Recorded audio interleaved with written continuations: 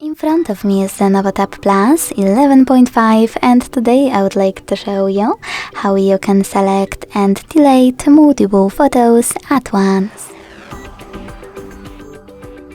Begin by launching photos and selecting photos or collections on the left.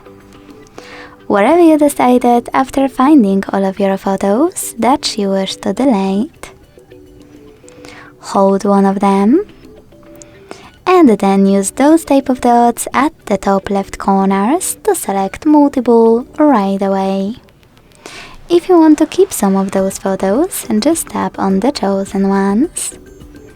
And then to get rid of the rest, use this bin at the top or in case of photos section at the bottom of your screen. Then hit move to bin.